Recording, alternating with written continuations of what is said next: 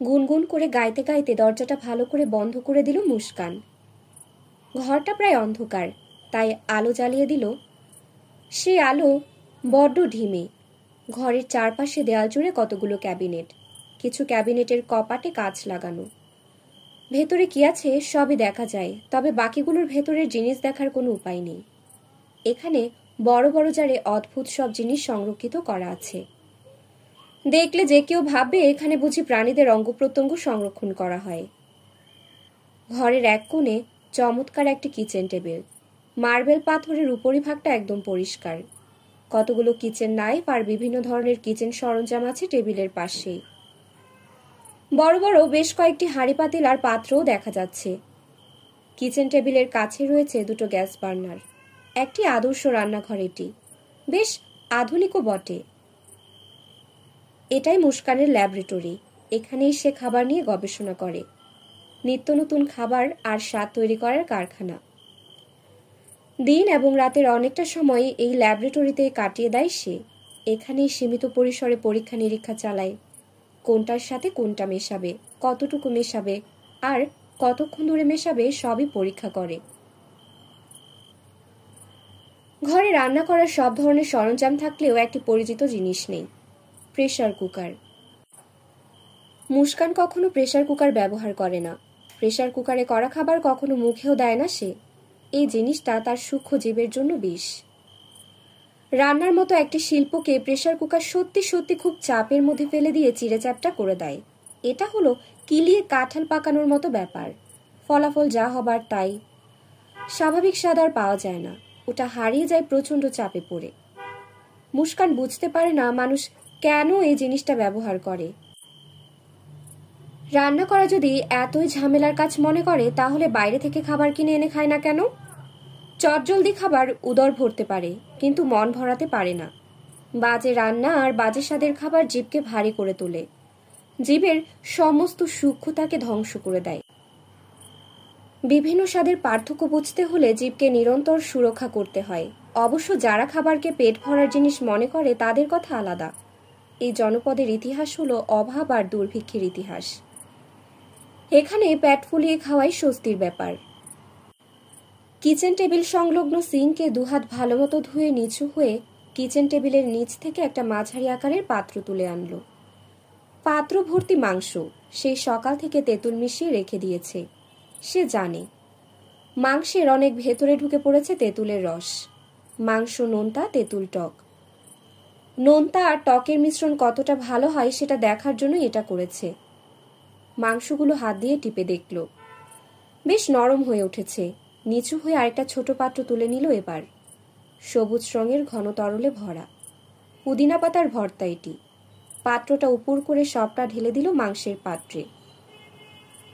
এবার টেবিলের নিচ থেকে একটা বোতল নিয়ে মুখটা খুলে লাল টকটকে তরল ঢালতে শুরু করলো। প্রায় আধ বোতল ঢেলে দেবার পর রেখে দিল ওটা। দুহাত দিয়ে পাত্রের মাংসগুলো দলায় মলায় করলো কিছুক্ষণ। এরপর পাত্রটা তুলে একটা বার্নারের উপর বসিয়ে সুইচ টিপে আগুন জ্বালিয়ে দিল। অটো ইগনিশন বার্নার, তাই দেয়াশলাইয়ের দরকার পড়ে না।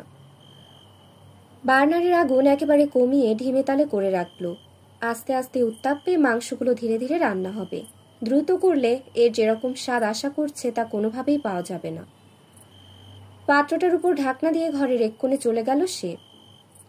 অসংখ্য জার থেকে একটা অস্বচ্ছ জার নামিয়ে আনলো মুস্কান, রাখলো কিচেন টেবিলের উপর। এই জারের ভেতরে কি আছে বোঝা যাচ্ছে না। জারের মুখটা খুলে কিছুক্ষণ তাকিয়ে থাকলো। চোখে মুখে স্পষ্ট দ্বিধা। আলতো করে নিচের ঠোঁটটা কামড়ে ধরল সে। অবশেষে সমস্ত দ্বিধা ছেড়ে জারটা আবার আগের জায়গায় রেখে দিল।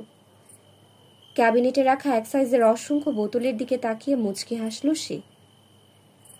এগুলোই তার আসল সিক্রেট। রেসিপি সিক্রেট রাখাটা প্রায় অসম্ভব, তারপরও কাজটা করা যায়। পুরনো ঢাকার এক বাবুর্চির কাছ থেকে সে শিখেছিল কিভাবে নিজের হাতের জাদু সংরক্ষণ করা যায়। লোকটা যে স্বাদের মোরগ পোলাও রান্না করত সেটা কেউ নকল করতে পারত না। এর কারণ সে পোলাও রান্না হবার মাঝখানে বিশেষ কিছু মিশিয়ে দিত। কি মেশাতো মুস্কানকে সে জানিয়েছিল। খাসির মাথা প্রক্রিয়া করে অল্প কিছু মশলার সাহায্যে গরম পানিতে সেদ্ধ করতে করতে এক ধরনের স্যুপ বানাতো। সঙ্গপুরে নিজের সাগরেদ সহ এবং সবার অলক্ষ্যে সেই স্যুপ ঢেলে দিত মোরগ পোলাওয়ে। ব্যাস, অসাধারণ একটি স্বাদের জন্ম হতো। আইডিয়াটা দারুণ লেগেছিল মুস্কানের। এটাকে সে শিল্পের পর্যায়ে নিয়ে গেছে এখন। রবীন্দ্রনাথের রেসিপিগুলোতেও একই কৌশল খাটায় সে। আয়েশি ভঙ্গিতে বার্নারের কাছে গেল এবার। পাত্রের ঢাকনা খুলে দেখে নিয়ে চামচ দিয়ে এক টুকরো মাংস মুখে পুরে চেখে দেখল। ঢাকনাটা আবার পাত্রের উপর চাপিয়ে দিয়ে বার্নারের আগুন একদম কমিয়ে দিল। ঘরের বাতি নিভিয়ে বাইরে থেকে দরজাটা বন্ধ করে দিল। মানুষজনের পাদ মারার খবরও রাখে যে আতর আলী, তার কোনো ধারণাই নেই গোরখাদক ফালু কেন মুস্কান জুবেরির বাড়িতে যাচ্ছে।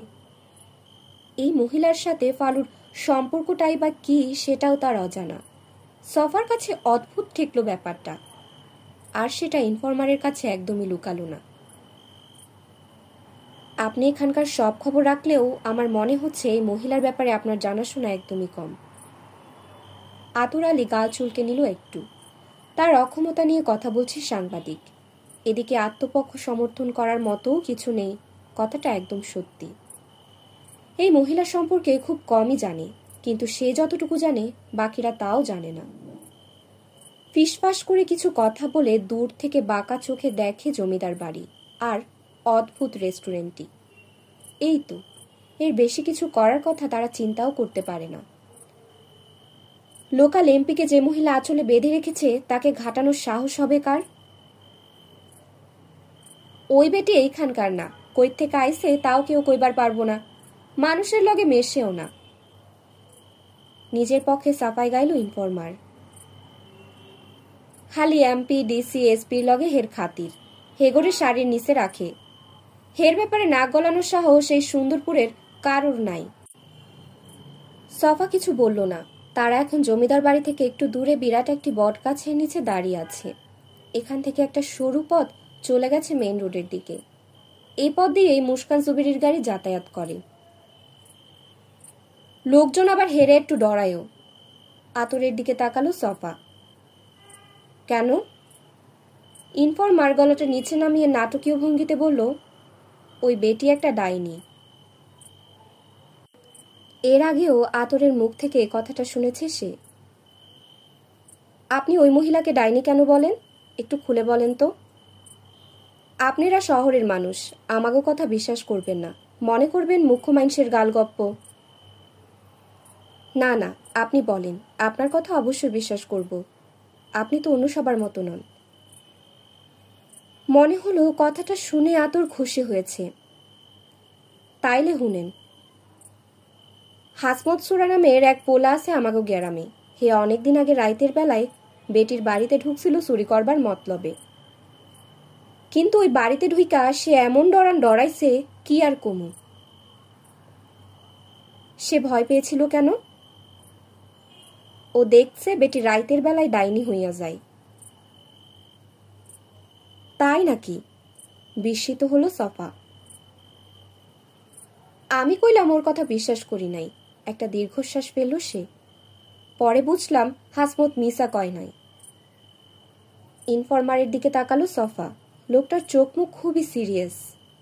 আপনি পরে কিভাবে বুঝতে পারলেন এটা? উৎসুক হয়ে জিজ্ঞেস করল সে।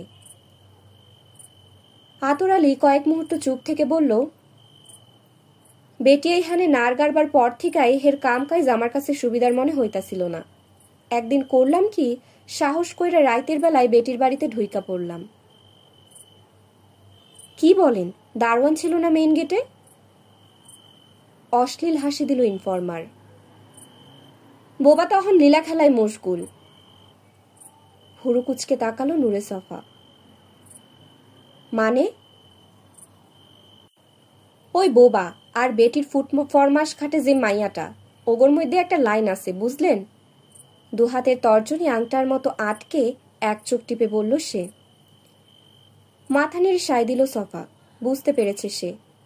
কিন্তু এই খবর আপনি কিভাবে জানলেন?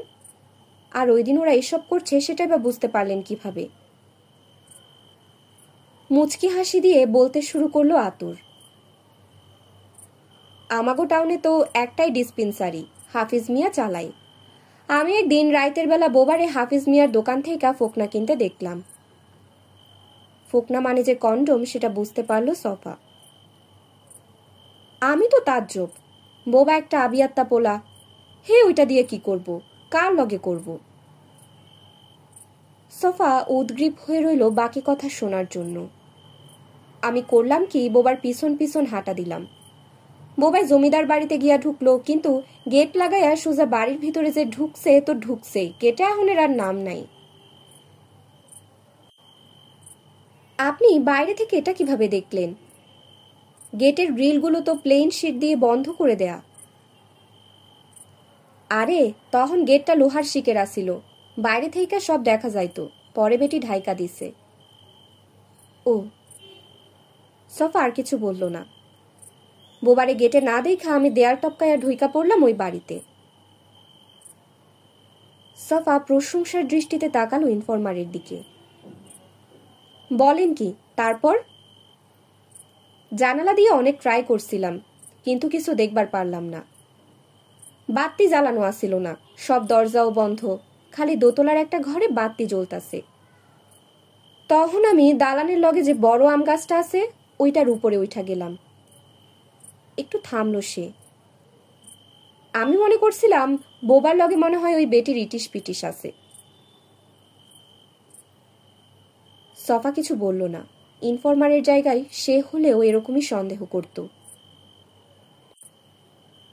তাই গাছে উঠার পর চমকাইয়া গেলাম, দেখি ওই বেটি দোতলার বারিন্দায় বৈশা চেয়ারে দোল খাইতাছে আর গান শুনতাছে, হাতে একটা গ্যালাস।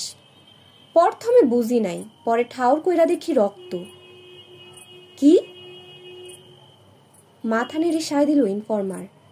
গ্যালাসে কইরা রক্ত খাইতাছে। কি বলেন? সফা অবিশ্বাসে বলে উঠল, রক্ত খাচ্ছে? ঢোক গেল আতর। আপনি বিশ্বাস করবেন না। এরপর কি হইল? কি হলো?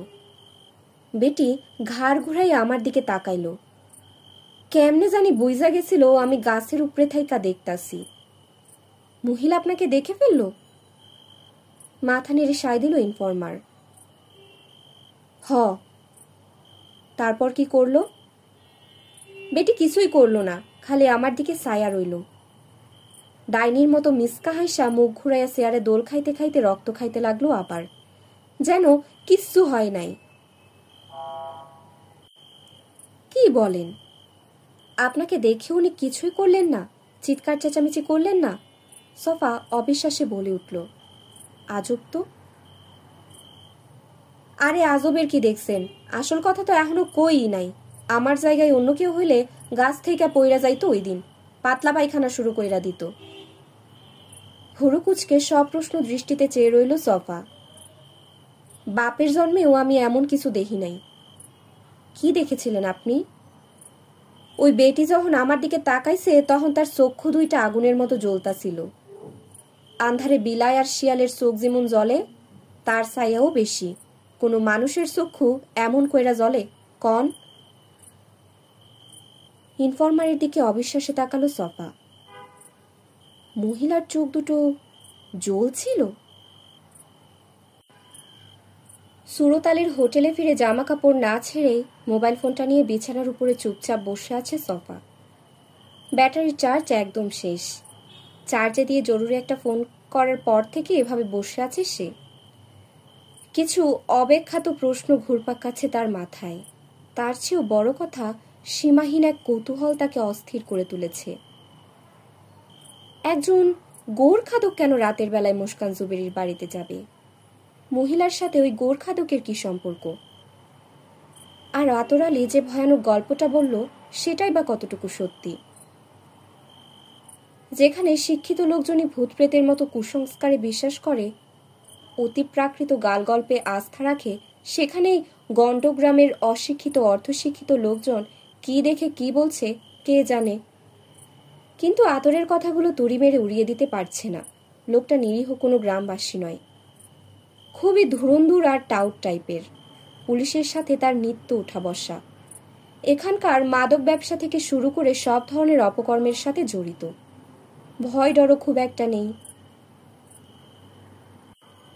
একটা ব্যাপারে সে নিশ্চিত, মুস্কান জুবেরি রহস্যময়ী একটা চরিত্র। এ পর্যন্ত তার সম্পর্কে খুব সামান্যই জানতে পেরেছে, তাতেই মনে হচ্ছে মহিলার অনেক গোমর রয়েছে, আর সেগুলো সুকৌশলে অত্যন্ত যত্নের সাথে লুকিয়ে রাখে সে। রবীন্দ্রনাথে মহিলা যেভাবে তার দিকে তাকিয়েছিল সেটা মনে করল আবার। সেই দৃষ্টি মোটেও স্বাভাবিক ছিল না। চাহনিতে কিছু একটা ছিল, অব্যক্ত অব্যাখ্যাত কিছু, যেন সব কিছু টের পেয়ে গেছে। তার স্থির বিশ্বাস, মুস্কান জুবেরির সমস্ত গোমর লুকিয়ে আছে দুটো জায়গায়, যেখান থেকে এসেছে আর এই সুন্দরপুরে যেখানে সে থাকে, ওই জমিদার বাড়িতে। বাড়িটা দুর্গের মতোই, বিশ্বস্ত লোকজন ছাড়া কেউ ঢুকতে পারে না ওখানে। তার ধারণা রবীন্দ্রনাথে তেমন কোনো রহস্য নেই, তবে ওটার অন্য কোনো উদ্দেশ্য আছে হয়তো। প্রতিদিন অসংখ্য লোকজন আসে খাওয়া দাওয়া করতে। এমন জায়গায় আর যাই হোক রহস্য থাকবে না। রবীন্দ্রনাথ সম্ভবত মহিলার একটি অ্যালিবাই কিংবা নিছক পাগলামি। সফা নিশ্চিত মুস্কান ঢাকা থেকে এসেছে, এর পক্ষে বেশ যুক্তিও আছে তার কাছে। প্রথমত মিস্টার জুবেরি দীর্ঘদিন ঢাকার একটি হাসপাতালে ছিলেন, অন্তত মহিলার দাবি মতো তাদের বিয়ে হবার সময়কালে। মুস্কানের সাথে যদি জুবেরির আদৌ দেখা হয়ে থাকে, রমাকান্ত কামারের মতো সফারও এ ব্যাপারে যথেষ্ট সন্দেহ রয়েছে, তাহলে সেটা ঢাকাতেই হয়েছে। দ্বিতীয়ত মুস্কানের সাথে ক্ষমতাসীন এমপির খুব ভালো সম্পর্ক, আর কে না জানে ওরকম হোমরা চোমরারা যে যেখানেই থাকুক তারা ঢাকাতেই পড়ে থাকে। এই দেশটা ঢাকা কেন্দ্রিক, ওই মহিলা যদি ঢাকা থেকে এসে থাকে তাহলে খুব দ্রুতই অনেক কিছু জানা যাবে। আরেকটা ব্যাপার নিয়ে চিন্তিত, সে এখানে কেন এসেছে, কি করতে এসেছে, সেটা ওই মহিলার পক্ষে জানা অসম্ভব। তার আচরণ এমন বাড়াবাড়ি কিছু ছিল না যে মহিলা সন্দেহ করবে। এখন পর্যন্ত এক আতর আলী ছাড়া এখানকার কারোর সাথে সে মেশেও নি, যার তার কাছ থেকে মহিলার ব্যাপারে জানতেও চায়নি। এখানে আসার পর থেকে প্রতিটি পদক্ষেপ খুবই সতর্কতার সাথে ফেলেছে। রমাকান্ত কামার তার ব্যাপারে মহিলাকে কিছু বলবে সে সম্ভাবনাও ক্ষীণ। স্পষ্ট বোঝা যাচ্ছে মুস্কানের সাথে মাস্টারের সম্পর্ক নেই। তারপরও মহিলা কিছু একটা টের পেয়ে গেছে। সজ্ঞা নাকি প্রজ্ঞা? মাথা দোলালো সফা। এসবের কিছুই না, এটা হলো অপরাধীর সে চিরায়ত আচরণ। যে ভালো করেই জানে সে কি করেছে, সুতরাং অন্যদের চেয়ে বেশি সতর্ক থাকবে সে। একটু আগে ইনফরমার আতরকে যখন সে বলল হোটেলে ফিরে যাবে, তখন লোকটা জানালো কি একটা কাজে তাকে পাশের গ্রামে যেতে হবে। কথাটা শুনেই খুশি হয়েছিল সফা। ইনফরমারকে 10 টাকা ধরিয়ে দিয়ে বিদায় করতে চেয়েছিল, কিন্তু পারেনি। টাকা পেয়ে বিগলিত হয়ে একটা খালি ভ্যান রিকশায় তাকে তুলে দিয়ে সে নিজেও উঠে বসে। হোটেলের কাছেই নাকি সে যাবে, ফলে বাধ্য হয়ে তাকে হোটেলে ফিরে আসতে হয়। হাত ঘড়িতে সময় দেখে নিল, এখনো খুব বেশি সময় পার হয়নি। বিছানা থেকে উঠে দাঁড়ালো সে। সুতীব্র কৌতূহল তাকে ঘরে আটকে রাখতে পারল না। চার্জার থেকে মোবাইল ফোনটা খুলে পকেটে ভরে বেরিয়ে গেল সে। আতর আলী থানায় যায়নি, যাবার কোনো কারণও নেই। তারপরও থানায় যাবার ভান করেছে সাংবাদিককে বুঝিয়ে দেবার জন্য যে ইনফরমার হিসেবে এখনো বহাল তবিয়াতে আছে সে। আদতে বেশ কিছুদিন ধরে থানার ত্রিসীমানায়ও যায় না। থানা থেকে কবে যে ডাক পড়বে তার কোনো ঠিক নেই। কয়েকদিন আগে একটা ঝামেলায় জড়িয়ে পড়েছিল সে। ভুলটা অবশ্য তার একার ছিল না, কিন্তু শাস্তিটা তাকে একাই পোহাতে হচ্ছে। কাক কাকের মাংস খায় না। পুলিশও পুলিশের দোষ খুঁজে পায়নি, পেলেও শাস্তি দেবার বেলায় ভয়ানক কৃপণতা দেখিয়েছে। সুন্দরপুর থানার এসআই আনোয়ারের সাথে বেশ খাতির তার। দুজনে মিলে দীর্ঘদিন ধরেই বাণিজ্য করে আসছিল। টাউন আর গ্রামের নিরীহ অথচ সচ্ছল পরিবারের সন্তানদের ধরে এনে টাকার বিনিময়ে থানা থেকে ছাড়িয়ে দেবার ধান্দাটা চলছিল নির্বিঘ্নেই।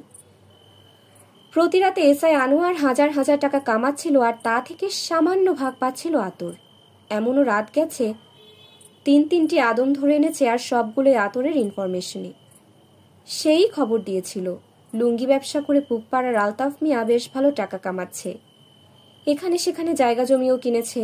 তার কলেজ পড়ুয়া ছেলে টুকটাক গাঁজা ফেন্সিডিলও ধরেছে খারাপ ছেলেপেলের পাল্লায় পড়ে। সুতরাং মুরগি হিসেবে ছেলেটা বেশ ভালোই ডিম দেবে। কথা মতো এসআই আনোয়ার, যাকে তার স্বভাব চরিত্রের জন্য স্বগোত্রীয় পুলিশ আর পরিচিত জনেরা আড়ালে আবডালে জানোয়ার বলে ডাকে, আলতাফ মিয়ার বকে যাওয়া ছেলেটাকে ধরে আনলো থানায়। কপাল খারাপ, ওই সময় ছেলেটার সাথে নিষিদ্ধ মাদক জাতীয় কিছু ছিল না। বাড়ি থেকে একটু দূরে প্রাইমারি স্কুলের মাঠে বন্ধু বান্ধব নিয়ে আড্ডা মারছিল সে। তাতে অবশ্য সমস্যা হয়নি। কেউ নিষিদ্ধ জিনিস সঙ্গে নিয়ে ঘোরাফেরা করার আগ পর্যন্ত তো সে অপেক্ষা করতে পারে না। আইনের হাত অনেক লম্বা। কিন্তু জানোয়ারের হাত শুধু লম্বা নয়, অনেক বেশি নোংরাও। সেই নোংরা হাত যার উপরে পড়বে তার পকেটে গাঁজা ফেন্সিডিলিয়া বা আপনা আপনি চলে আসবে। ছেলেটাকে থানায় ধরে এনে একটা ফেন্সিডিল আর কিছু গাঁজার পুড়িয়া রিকভারি হিসেবে দেখিয়ে দিল এসআই। ব্যাস, কেস খাড়া। আসামির কাছ থেকে নিষিদ্ধ মাদক উদ্ধার করা হয়েছে। কমপক্ষে ৩-৪ বছরের জেল তো হবেই। ছেলের বাপের কাছে আতর যখন খবরটা দ্রুত পৌঁছে দিল, তখন বেচারা আলতাফ মিয়ার জান বের হবার জোগাড়। লুঙ্গি ব্যবসায়ী লুঙ্গির গিট দিতে দিতে উদ্বেগের চোটে বাড়ি থেকে বেরিয়ে আসে আতরকে সঙ্গে নিয়ে। স্বভাবতই আতরের কাছে চটজলদি সমাধান চাইল ছেলের বাপ। সেও মহা উৎসাহে বাতলে দিল সহজ উপায়। ওই এসআই আনোয়ারকে নগদ ১ লাখ টাকা দিয়ে দিলেই কেস ডিসমিস হয়ে যাবে। রাতের মধ্যেই ঘরের ছেলে ঘরে ফিরে আসবে। পরিবারের সবার সঙ্গে রাতের খাবার খেয়ে ঘুমাতে পারবে তার কাননের একমাত্র নন্দন। আলতাফ মিয়া একটু গায়ে গুই করে রেটটা কমাতে অনুরোধ করে তাকে।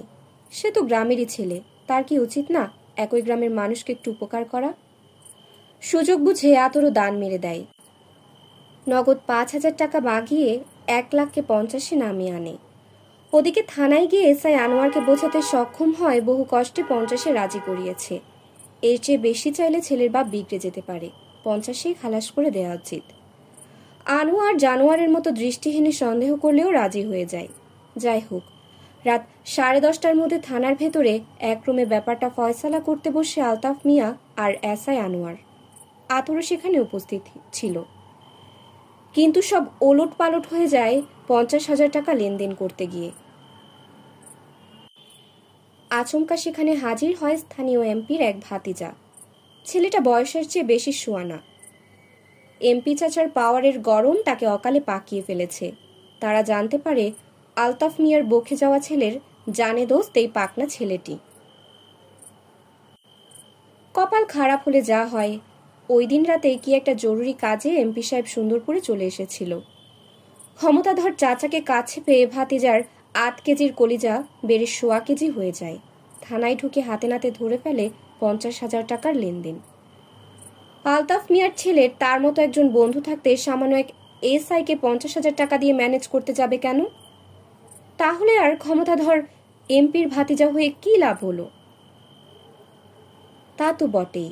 আলতাফ মিয়ার হাসি সর্বোচ্চ সীমায় পৌঁছায় তখন, যেন পুচকে এক ত্রাণকর্তা নাজিল হয়েছে তার ছেলেকে উদ্ধার করতে।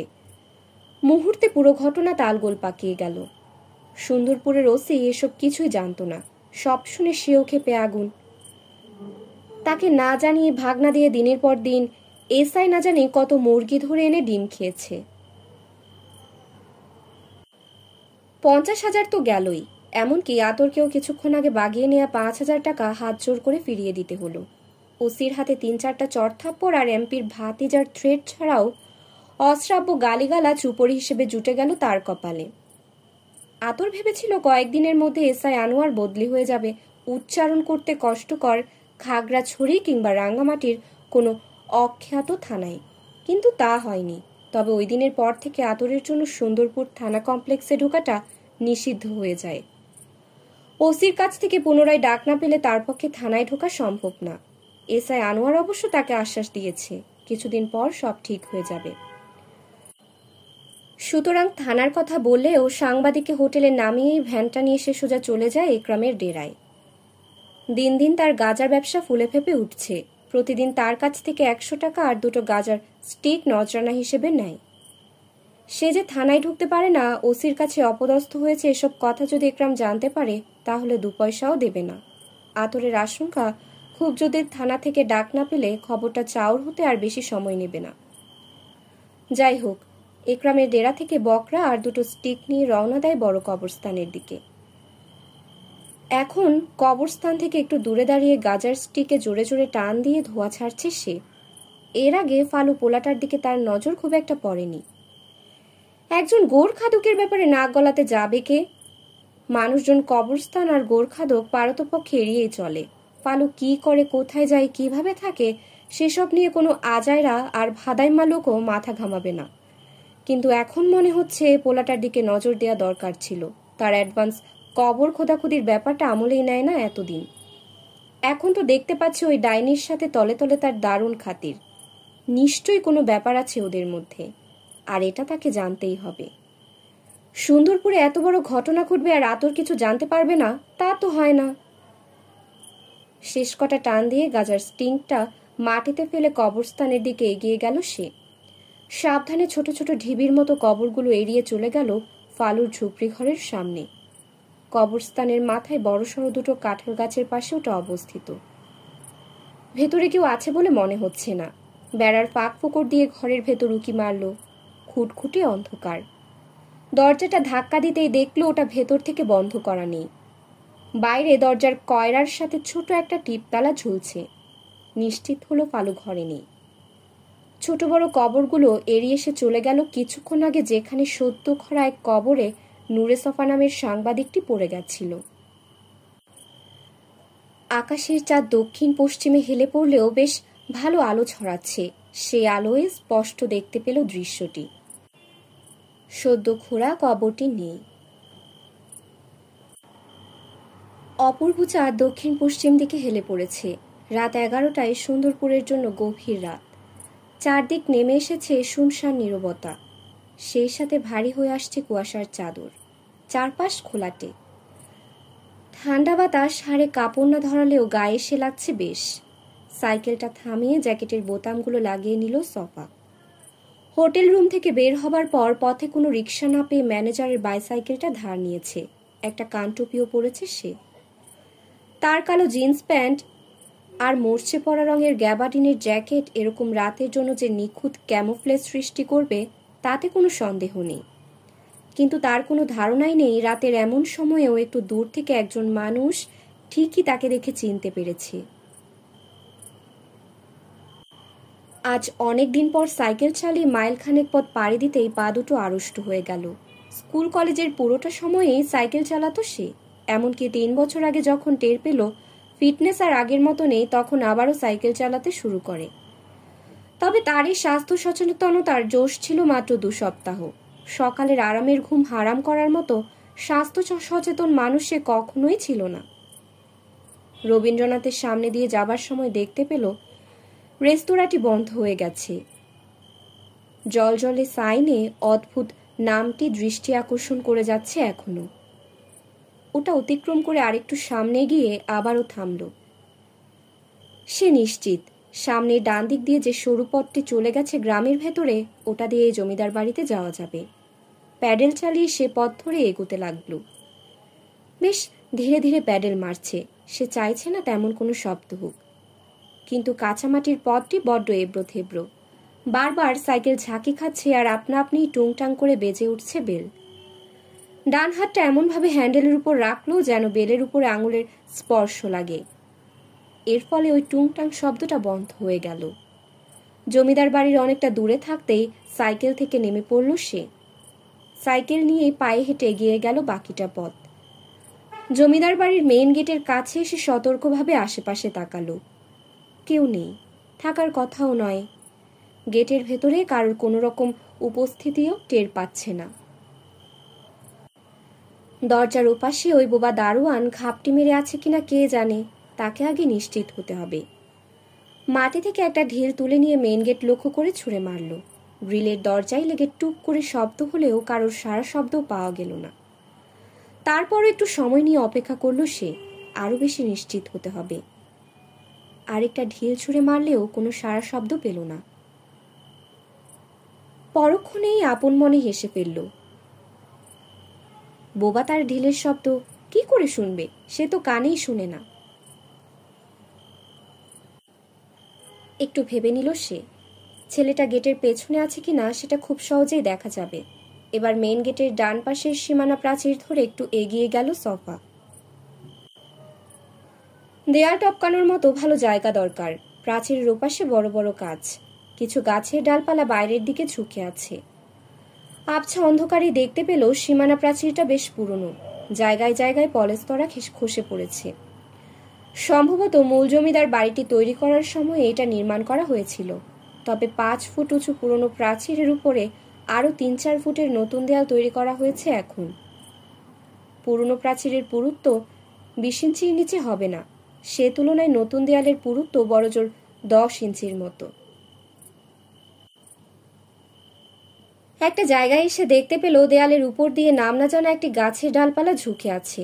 সাইকেলটা দেয়ালের গায়ে হেলান দিয়ে রেখে আস্তে করে সিটের উপর উঠে দাঁড়ালো সে। দেয়ালের উপর দিয়ে জমিদার বাড়ির ভেতরে তাকিয়ে দেখতে পেল গেট থেকে মূল বাড়ি পর্যন্ত কাউকে দেখা যাচ্ছে না। দোতলা বাড়িটার সামনের লনের মাঝখানে একটি ফোয়ারা আছে, তবে সেটা অকেজো। তারপরও পুরনো আমলের দোতলা বাড়িটি আভিজাত্য নিয়ে দাঁড়িয়ে আছে। দুই দিকে বড় বড় 4টা ফ্রেঞ্চ জানালা, মাঝখানে 3-4 ধাপের নকশা করা সিঁড়িযুক্ত সদর দরজা। দোতলাটি ঠিক নিচের তলার মতোই, তবে মাঝখানে একটা ঝুল বারান্দা আছে। সদর দরজার ঠিক উপরে এর অবস্থান। কারুকার্য করা প্রাচীর ঘেরা ছাদ। সম্ভবত ভবনটি রেনোভেট করার সময় প্রথম দিককার কিছু সূক্ষ্ম নকশা আর কারুকাজ হারিয়ে গেছে। পুরো ভবনটি সাদা রঙে রাঙানো, সেই রং হলদেটে হয়ে গেছে। জানালাগুলো পুরনো আমলের হলেও সম্ভবত নতুন করে বানানো হয়েছে। কাঠের ফ্রেমগুলো দেখতে নতুন, 100 বছরের পুরনো বলে মনে হচ্ছে না। মূল বাড়ির নিচতলায় বাম দিকে আর দোতলার ডান দিকের একটি ঘরে বাতি জ্বলছে। বাইরের ঘাসের লনটি একেবারে ছিমছাম। কিছু পাতাবাহার গাছ আছে ওখানে। মেইন গেট থেকে ইট পেছানো একটি ড্রাইভওয়ে চলে গেছে মূল বাড়ির সদর দরজা পর্যন্ত। দরজার উপরে জ্বলছে একটি লালচে বাল্বের বাতি, সেই আলোতে কিছুটা আলোকিত হয়ে উঠছে লনটি। তবে বিশাল জায়গার তুলনায় তা একেবারেই অপ্রতুল। পুরনো দালানের ডান পাশে টিনের চালার একটি ছোট ঘর, দেখে মনে হচ্ছে ওটা গাড়ি রাখার কাজে ব্যবহার করা হয়। কয়েক মুহূর্ত সাইকেলের সিটের উপর দাঁড়িয়ে থেকে সবকিছু ভালো করে দেখে নিল সফা। সে যেখানে দাঁড়িয়ে আছে তার ঠিক নিচে ওপাশের দেয়াল জুড়ে কিছু ফুলের গাছ আর পাতাবাহার চলে গেছে ডান দিক দিয়ে দোতলা বাড়ি পর্যন্ত। তবে ওদিক দিয়ে বাড়ির পেছন দিকে যাবার কোনো রাস্তা নেই। ওখানে একটা ঘর তোলা হয়েছে, ইটের দেয়াল আর টিনের ছাদ। এটা নিঃসন্দেহে অনেক পরে বানানো হয়েছে, সম্ভবত মুস্কান জুবেরি আসার পর। ঘরটার পাশে একটা আম গাছ, আতর সম্ভবত এই গাছটাই উঠেছিল। এবার বাড়িটার বাম দিকে ভালো করে তাকালো, দেখতে পেল ঘাসের লনের উপর একটা মেঠো পথ, সেটা চলে গেছে বাড়ির বাম দিক দিয়ে পেছনে। সফা যেখানে দাঁড়িয়ে আছে সেখান থেকে যতটুকু দেখা যাচ্ছে তাতে মনে হচ্ছে ওখান দিয়েই বাড়ির পেছন দিকে যাবার রাস্তা। পুরনো দিনের এরকম প্রতাপশালীদের বাড়িতে অন্দরমহলে প্রবেশের জন্য রাস্তা থাকাটাই স্বাভাবিক। অনেক জমিদার বাড়িতে এটা দেখেছে সে, বিশেষ করে ঘোড়াগাড়ি কিংবা রথ যাতায়াত করতে পারে এমন প্রশস্ত পথ। এভাবে অনেকক্ষণ ধরে বাড়িটা পর্যবেক্ষণ করার পর আস্তে করে ডান পাটা দেয়ালের উপর তুলে দিয়ে অনায়াসে ওটার উপর উঠে বসতে পারল। এবার লাফ দেবার পালা। কাজটা তার জন্য সহজ। উপরের দিকে 3 ফুটের মতো দেয়াল নিচের দেয়াল থেকে কম পুরু, ফলে 4-5 ইঞ্চির একটি ধাপ তৈরি হয়ে গেছে। সেই ধাপে পা রেখে নিচু হয়ে গেল, শরীরটা ঝুলিয়ে দিল আস্তে করে। তারপরে ছোট্ট একটা লাফ, কাঁচামাটি আর ঘাসের উপরে পড়তেই সামান্য একটি ভোঁতা শব্দ হলো কেবল। উঠে দাঁড়ালো সফা, পাশের একটি ফুল গাছের আড়ালে চলে গেল সে। পুরো বাড়িটা শুনশান। দূর থেকে একটা মৃদু শব্দ ভেসে এলেও বুঝতে পারল না ওটা কিসের। একে তো শব্দটা ক্ষীণ আর ভোঁতা, তার উপরে ঝিঝি পোকার ডাক মিলেমিশে অস্পষ্ট হয়ে গেছে। এখন তাকে বাড়ির পেছন দিকে যেতে হলে দোতলা বাড়িটার সম্মুখ ভাগের লনের উপর দিয়ে চলে যেতে হবে বাম দিকে। এটা হবে খুবই ঝুঁকিপূর্ণ কাজ, বাড়ির ভেতর থেকে কেউ দেখে ফেলতে পারে। দেয়ালের পাশে একটি ফুল গাছের আড়ালে ঘাপটি মেরে বসে রইল সে। আতরের কাছ থেকে যতটুকু জেনেছে এই বাড়িতে মাত্র 3 জন মানুষ বাস করে। মুস্কান জুবেরি ছাড়াও বোবা ইয়াকুব নামের এক দারোয়ান আর কাজের একটি মেয়ে থাকে। সুতরাং সাহস করে লনটা পেরোনোর সিদ্ধান্ত নিল। একটা মাত্র লালচে বাতির আলোয় চত্বরটি খুব একটা আলোকিত নয়। প্রথমে এক দৌড়ে ফোয়ারার বেসের কাছে গিয়ে নিচু হয়ে বসে পড়ল। তারপর সতর্ক দৃষ্টিতে দেখে নিল বাড়ির সামনে থেকে কেউ দেখছে কিনা। নিশ্চিত হয়ে নিঃশব্দে দৌড়ে গেল বাড়িটার বাম দিকে। মূল বাড়ির বাম দিকে যে আরেকটা দোতলা ভবন আছে সেটা এইমাত্র আবিষ্কার করল। এই দোতলাটি খুবই ছোট, মাত্র দুটো বড়সড় ঘর। বাইরের দিকে সিঁড়ি দিয়ে দোতলায় যাবার ব্যবস্থা আছে। এই ছোট স্থাপনাটির সাথে মূল ভবনের দূরত্ব হবে বড় জোর 15-20 ফিটের মতো। কিন্তু দুটো ভবনে যাতায়াতের জন্য দোতলার উপরে একটি প্যাসেজ রয়েছে, অনেকটা সংযোগ সেতুর মতো। দুটো ভারী লোহার বিমের উপরে স্থাপন করা হয়েছে এই ঝুলন্ত প্যাসেজটি। ওটার ছাদ টালি দিয়ে ঢাকা, কুড়ে ঘরের মতো দুদিকে ঢালু হয়ে নেমে গেছে। সম্ভবত পার্শ্ব ভবনটি চাকর বাকরদের কোয়ার্টার হিসেবে ব্যবহৃত হতো। মনিবের হুকুম পেয়ে দ্রুত ছুটে আসার জন্য দোতলার সাথে এর একটি প্যাসেজ দিয়ে সংযোগ করা রয়েছে। এরকম ভবন সফা আরও দেখেছে, সবই জমিদার আমলের বিত্ত বৈভবের বহিঃপ্রকাশ। মাথার উপরে প্যাসেজটির দিকে তাকালো সে, তারপর নজর দিল সামনের দিকে। ইট বিছানো একটি পথ চলে গেছে বাড়ির পেছনে। পা টিপে টিপে সেই পথ ধরে এগিয়ে গেল। জায়গাটা বেশ অন্ধকার, ফলে তার জন্য সুবিধাই হলো। কয়েক পা সামনে এগোতেই দেখতে পেল বাম দিকে সার্ভেন্ট কোয়ার্টারটা শেষ হতেই একটা খিলানুক্ত প্রবেশদ্বার, একেবারে ভগ্নপ্রায়। বাড়িটা মেরামত করা হলেও এটার কোনো সংস্কার করা হয়নি। খিলানের কাছে সে ভেতরে উকি দিল। অন্ধকারেও চোখে পড়ল ছোটখাটো আঙিনার মতো একটি জায়গা। সেই খোলা জায়গাটির উত্তর পূর্ব দিক জুড়ে ইংরেজি এল অক্ষরের মতো করে পাশাপাশি 4টি পাকা ঘর, সবগুলোই জীর্ণ, বহুকালের পুরনো। ছোট ছোট ঘরগুলোর উপযোগিতা কি বুঝতে বাকি রইল না তার। জমিদার বাড়িটা সেই যুগে নির্মাণ করা হয়েছে যখন সবাই বাথরুম টয়লেট যথাসম্ভব মূল বাড়ি থেকে দূরে রাখত। তবে সে নিশ্চিত মুস্কান জুবের এগুলো আর ব্যবহার করে না। বাড়ির ভেতরে নতুন করে বাথরুম টয়লেট বানিয়ে নিয়েছে নিশ্চয়ই। দেখেও মনে হচ্ছে শৌচাগারগুলো এখন পরিত্যক্ত। খিলানযুক্ত প্রবেশদ্বারটি অতিক্রম করে সামনের দিকে পা বাড়ালো। ইট বিছানো পথটি চলে গেছে সোজাসুজি সামনের দিকে। তবে অন্ধকারে সেটা ঠাউর করতে পারল না, শুধু বুঝতে পারল পথটি বহু পুরনো। বাড়িটা রেনোভেট করার সময় এটার তেমন সংস্কার করা হয়নি। কিছুটা সামনে গিয়ে ইটের পথটি মাটির আস্তরণ আর আগাছায় ঢেকে গেছে। সেই পথের বাম দিক ঘেঁষে সীমানা প্রাচীর চলে গেছে। প্রাচীর আর পথের মাঝখানের জায়গাটি ঘন ঝোপঝাড়ে পরিপূর্ণ। জমিদার বাড়ির সামনের খোলা চত্বর থেকে পেছনের জায়গাটি বেশ বড়। বাড়িটার পেছন দিকে এ মাথা থেকে ও মাথা পর্যন্ত পাকা আঙিনা, মাটি থেকে কমপক্ষে 4 ফুটের মতো উঁচু হবে। বাগানে নানান ধরনের ফুল গাছও আছে। আবছা আবছা অন্ধকারেও কিছু সাদা ফুল চোখে পড়ল তার। অন্ধকারে ঠাউর করতে পারল না বাগানের শেষ সীমাটুকু, যেন গাঢ় অন্ধকার আর গাছপালার ভিড়ে হারিয়ে গেছে। আতর আলী তাকে বলেছে বাড়িটার পেছনে বিশাল জলাশয় আছে, সম্ভবত বাগানটা গিয়ে মিশেছে সেই জলাশয়ে। তাহলে জোর পুকুরটা কোথায়? সে জানে এই বাড়িতে নারী পুরুষের জন্য আলাদা দুটো পুকুর আছে। ওটা সম্ভবত খাল আর বাড়ির পেছন দিককার কোনো জায়গার মাঝামাঝিতে অবস্থিত। হঠাৎ দরজা খোলার শব্দ পেয়ে চমকে উঠল সফা। বুঝতে পারল মূল বাড়ির ভেতর দিকে কেউ বেরিয়ে আসছে। সঙ্গে সঙ্গে বাম দিকের ঝোপের আড়ালে লুকিয়ে নিচু হয়ে বসে রইল। দেখতে পেল টর্চ হাতে এক নারী মূর্তি এসে দাঁড়িয়েছে ভবনের পেছনের দিকের আঙিনায়। চিনতে পারল সে মুস্কান জুবেরি। ভদ্রমহিলা আঙিনায় এসে দাঁড়িয়ে রইল কয়েক মুহূর্ত, যেন বাতাসের গন্ধ নিচ্ছে। সাদা রঙের শাড়ির উপরে লাল টকটকে একটা শাল জড়িয়ে রেখেছে এখন। হাতে একটা টর্চ লাইট নিয়ে ধীর পদক্ষেপে আঙিনা থেকে নেমে বাগান পেরিয়ে ঘন গাছপালা আর ঝোপঝাড়ের ভেতর দিয়ে চলে গেল সে। একটু পরেই সফা বেরিয়ে এলো ঝোপের আড়াল থেকে। এরকম রাতের বেলায় মুস্কান জুবেরি টর্চ হাতে কোথায় যাচ্ছে?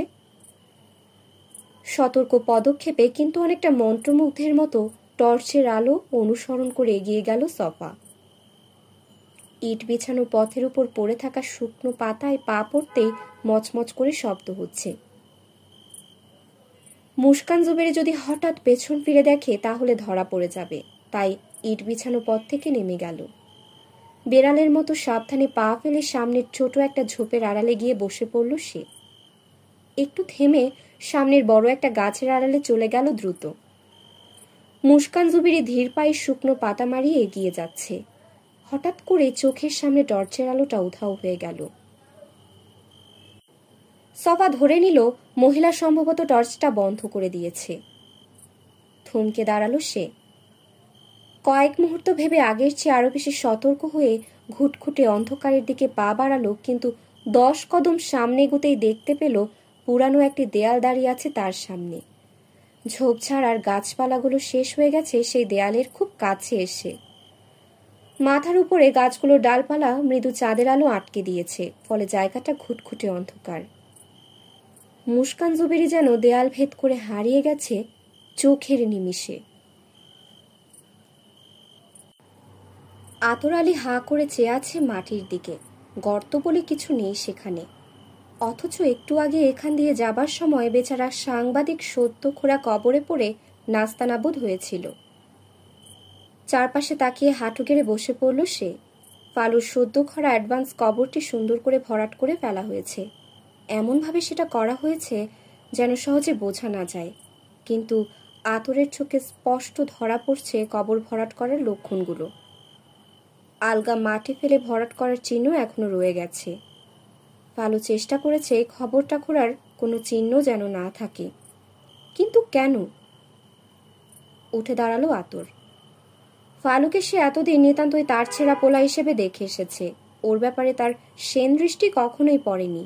এখন মনে হচ্ছে ছেলেটা বোবা ডাকাইত, ভালো মানুষের ছদ্মবেশে অগোচরে কিছু একটা করছে, আর সেটা সাংঘাতিক কিছুই হবে।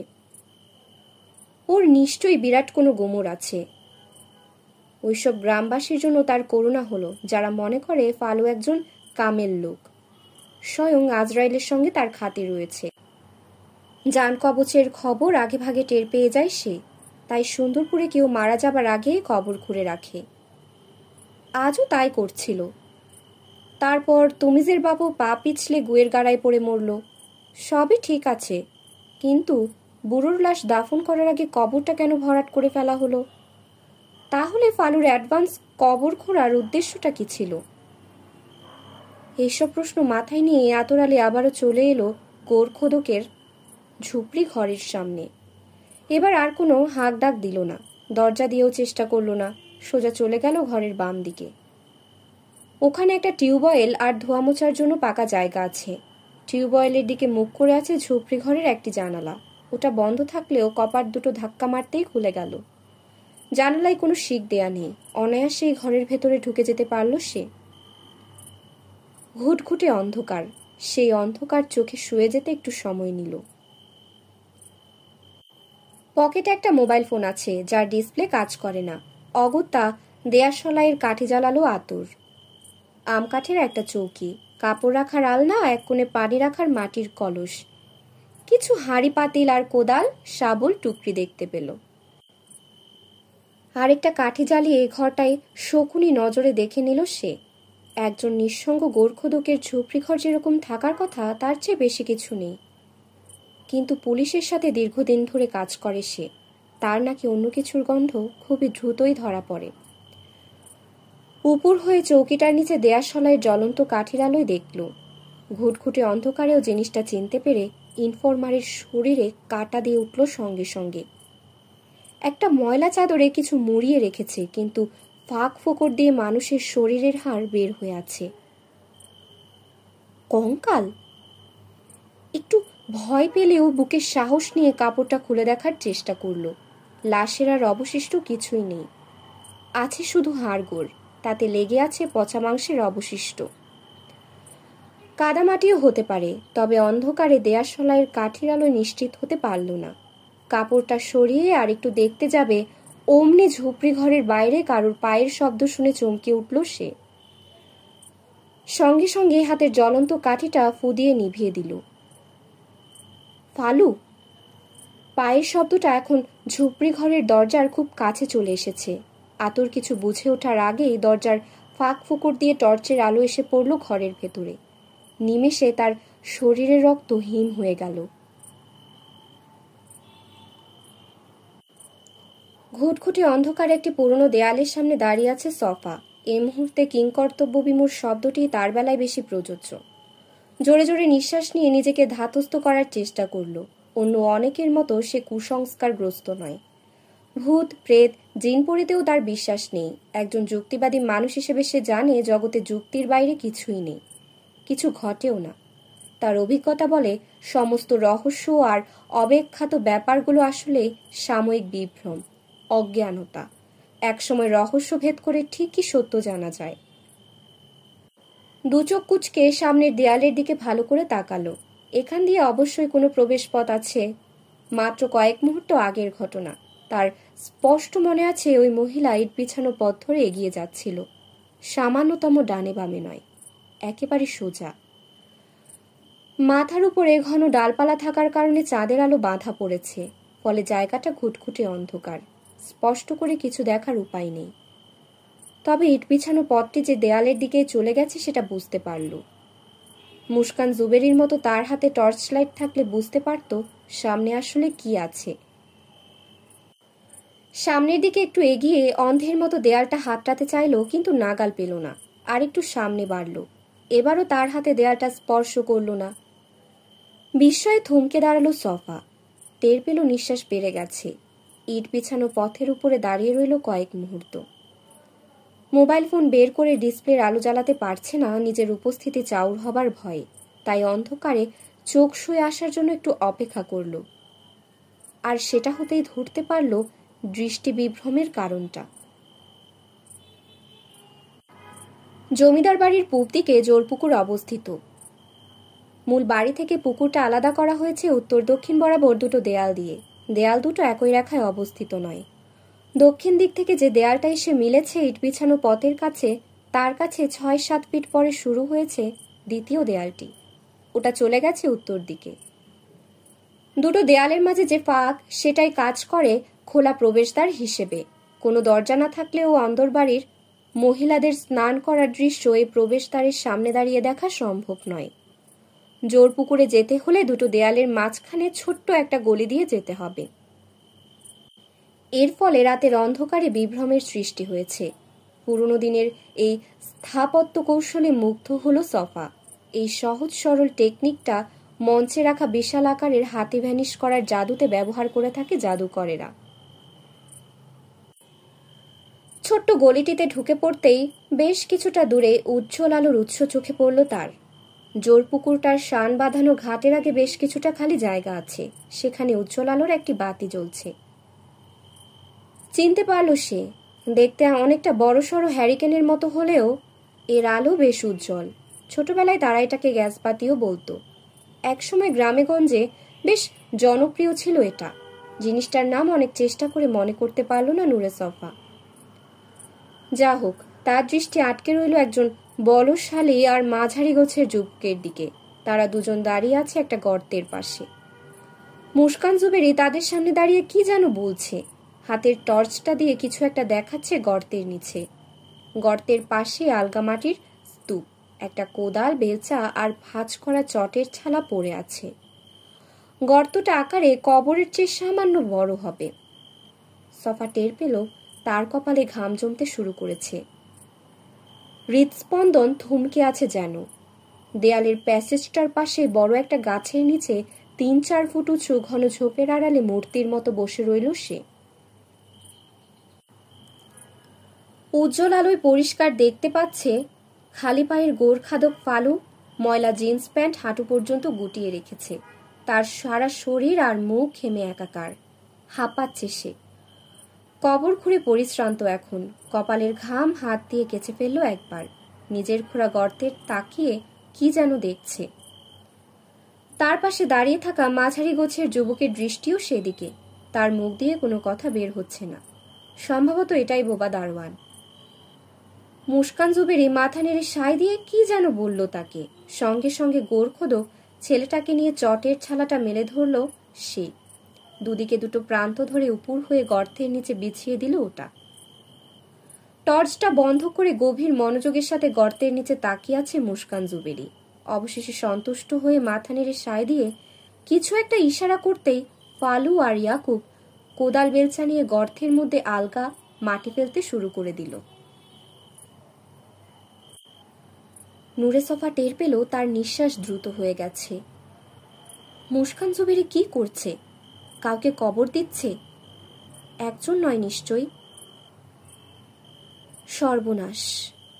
স্পষ্ট বোঝা যাচ্ছে গোরখোদক ফালু এসব কাজে খুব দক্ষ। যন্ত্রের মতো দ্রুত হাত চালিয়ে আলগা মাটিগুলো কোদালে করে নিয়ে ফেলে দিচ্ছে গর্তের মধ্যে। বোবা দারোয়ান অবশ্য ধীরগতিতে মাটি ফেলে যাচ্ছে। মুস্কান জুবেরি এখন বাগানের আশেপাশে তাকাচ্ছে। আকাশের দিকেও এক পলক তাকালো। বুকের কাছে দুহাত ভাঁজ করে রেখেছে। তার ডান হাতে টর্চটা, গায়ে জড়ানো শাল থুতনি পর্যন্ত ঢেকে আছে। তাকে দেখে মনে হচ্ছে গর্ত ভরাট করার কাজে সন্তুষ্ট। ঝোপের আড়াল থেকে গর্তের নিচে কি আছে সফার পক্ষে সেটা দেখা সম্ভব হচ্ছে না। তবে সে জানে একটা জিনিসই থাকতে পারে ওখানে, আর এটা ভাবতেই তার গায়ে কাঁটা দিয়ে উঠল। মনে হলো এরকম গভীর রাতে নির্জন এই বাড়িতে ঢোকাটা ঠিক হয়নি। কত বড় বিপদ তার জন্য অপেক্ষা করছে কে জানে। এরা যদি টের পেয়ে যায় তাহলে কি হবে ভাবতেই তার হাত পা অসাড় হয়ে গেল। বোবা দারোয়ান, গোরখাদক ফালু আর মুস্কান জুবেরিকে মানুষ বলে মনে হচ্ছে না। নিজেকে খুব সাহসী মনে করলেও এই প্রথম সফা টের পেল সে দারুণভাবেই ভরকে গেছে। এখন যদি ওই গোরখোদক আর দারোয়ান ছেলেটা তার দিকে তেড়ে আসে তাহলে ঝোপের আড়াল থেকে উঠে দাঁড়াবার মতো শক্তি থাকবে কিনা সন্দেহ। পা দুটো খুব ভারী অনুভূত হচ্ছে তার কাছে। বুকে চলছে হাতুড়ি পেটা। গভীর করে দম নিল সে। শ্বাস প্রশ্বাস এলোমেলো হয়ে গেছে। নিজেকে স্বাভাবিক রাখার আপ্রাণ চেষ্টা করল। মুস্কান জুবেরি বুকের কাছে হাত রেখে দাঁড়িয়ে আছে। তার দৃষ্টি গর্তে মাটি ফেলার দিকে নেই। আশেপাশে অন্ধকারে চোখ বুলাচ্ছে। সফা বুঝতে পারল মহিলার মধ্যে এক ধরনের ভৌতিক সৌন্দর্য আছে। উজ্জ্বল গ্যাস বাতির আলোয় তার চোখ দুটো কেমন জানি দেখাচ্ছে, তবে আতরালির বর্ণনা মতো সেই চোখ মোটেই জলজল করে জ্বলছে না। ইনফরমার সম্ভবত ভয় পেয়ে দৃষ্টি বিভ্রমের শিকার হয়েছিল। গর্তটা প্রায় ভরাট হয়ে উঠেছে। কালুর শরীর দিয়ে দরদর করে ঘাম ছুটলেও বিরামহীনভাবেই সে মাটি ফেলে যাচ্ছে কোদাল দিয়ে। তার সাথে পাল্লা দিয়ে পারছে না বোবা ইয়াকুব। সফা দেখতে পেল মুস্কান জুবেরি তার মুখটা সমান উঁচু করে গভীর করে নিঃশ্বাস নিচ্ছে। বাতাসের গন্ধ নিচ্ছে। হঠাৎ করে সফার বুকের রক্ত আরেকবারের জন্য হিম হয়ে গেল। ঝোপের আড়ালে মূর্তির মতো বসে রইল সে। আতরের বলা গল্পটা মনে পড়ে গেল। সঙ্গোপনে প্রার্থনা করল এটা যেন তার বেলায় না ঘটে। এই মুহূর্তে মুস্কান জুবেরি যদি তার দিকে তাকায় সে স্থির থাকতে পারবে না। তার দু চোখ কুঁচকে গেল। স্পষ্ট দেখতে পাচ্ছে মিসেস জুবেরির নাসারন্ধ্র স্ফীত হয়ে আছে। মহিলা আলতো করে দু চোখ বন্ধ করে ফেলল কয়েক মুহূর্তের জন্য, যেন শিকারী পশু শিকারের গন্ধ পাচ্ছে। তারপরে সফার হৃৎপিণ্ডে কাঁপন ধরিয়ে ঘাড়টা না ঘুরিয়েই আর চোখে ঝোপের দিকে তাকালো সে। তার উপস্থিতি টের পেয়ে গেছে। মহিলার মুখে বাঁকা হাসিও ফুটে উঠল এ সময়ে। ঝোপের পেছনে হতবিহ্বল হয়ে বসে রইল নূরে সফা। সে বিশ্বাসই করতে পারছে না মুস্কান জুবেরি কি করে বুঝে গেল সে এখানে আছে। শুধু এটুকুই, আর চোখে তাকানো, মুখে বাঁকা হাসি, আর কিছু করল না রহস্যময়ী নারী। আতরের সাথেও মহিলা ঠিক এরকমই করেছিল, কিন্তু তাকে অপ্রস্তুত করে দিয়ে আচমকাই বোবা দারোয়ানকে হাত তুলে মাটি ফেলার কাজ থামানোর নির্দেশ দিল মুস্কান। তারপর হাতের টর্চটা তুলে ঝোপের দিকে দেখিয়ে দিতেই ছেলেটা সঙ্গে সঙ্গে বেলচা রেখে ছুটে আসতে লাগলো ঝোপের দিকে। ঘটনার আকস্মিকতায় হক চুকিয়ে গেল সফা। বুঝতে পারছে না কি করবে।